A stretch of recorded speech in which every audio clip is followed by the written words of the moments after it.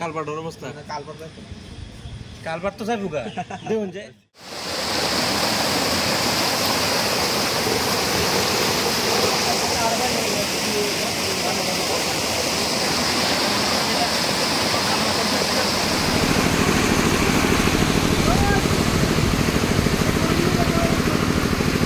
এই যে দলং ভেঙে গেছে গা এটা বাসা এবার যেসব বাঁশের ভুর এই যে বাঁশ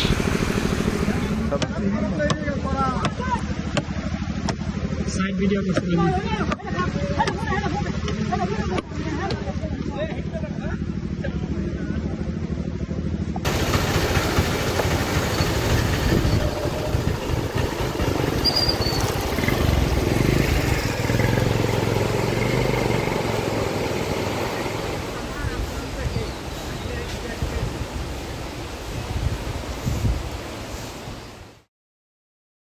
প্রত্যেক বছর ধরে এবারও আমার এই ৰমনী পথাৰ বৰপানী নদীৰ ওপৰত থকা দলংটো একে ভাঙি চুৰমাৰ কৰি পেলাইছে। এই মাজৰ পাৰ আপোনালোকে দেখুৱাব পাৰিব মাজৰ যিটো অংশ আছে একেবাৰে সন্মুখৰ পৰা দলং দুটা আহি একবাৰে এক মানে ভাঙি একেবাৰে চুৰমাৰ কৰি লৈ গৈছে। আৰু ইয়াৰ আমাৰ পৰা 15-20টা গাঁও আছে। এই গাঁৱৰ মানুহৰ অহা যোৱা চব এইফালেতো হয়। এইটো সিহঁতৰ শিমুলগুৰিৰ পৰা ৰজাগাঁও কি কয় শিমুলগুৰি বক্সং এইফালে যিমান গাঁও আছে প্ৰায় 15-20টা মান গাঁও কুমিলা জাৰ্ণি আলিবস্তি আছে এইফালে চব মানুহৰ অহা যোৱা এইটো ৰাস্তাতে হয়।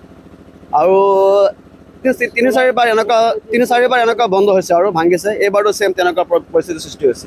স্কুলৰ ল'ৰা ছোৱালী গাঁৱৰ মানুহ ইফালে হাইস্কুল আছে হস্পিটেল আছে চব মানুহৰ অহা যোৱাৰ মেইন ৰাস্তা এইখিনি হয়। আৰু এইবাৰে ছেম তেনেকুৱা পৰিস্থিতি ভয়ংকৰ ৰূপ লৈছে বানপানীয়ে আৰু ব্ৰিজটো ভাঙিছে। এইটো হৈছে বৰপানী নদী। তাৰ আগতে এবাৰ ভাঙিছিল তেতিয়া ৰাইজে মানে সহায় সহযোগিতা উঠাইখিনি চান্দা উঠাইখিনি যেনে ৰাইজে বনাইছিল। এতিয়া আকৌ ছেম কণ্ডিশ্যন আৰু মানুহৰ ইমান অসুবিধা হয়। স্কুলৰ ল'ৰা ছোৱালীৰ পৰা আৰম্ভ কৰি কোনোবা বেমাৰ হ'লে এই ৰাস্তাৰে লৈ যাব লাগে। একবাৰে চব বৰবাদ হৈ গৈছে। গতিকে চৰকাৰক আমিতো এইখিনি আহ্বান জনাম অতি সোনকালে চৰকাৰে ইয়াৰ ওপৰত চকু দিব লাগে আৰু অতি সোনকালে এইটো মেৰামতি কৰাৰ আৰু ৰাইজৰ কাৰণে সুবিধা ভাল এটা ৰাস্তা ইয়াত আৰু মেৰামতি কৰি দিবৰ আমি চৰকাৰক আমি আহ্বান জনাম আৰু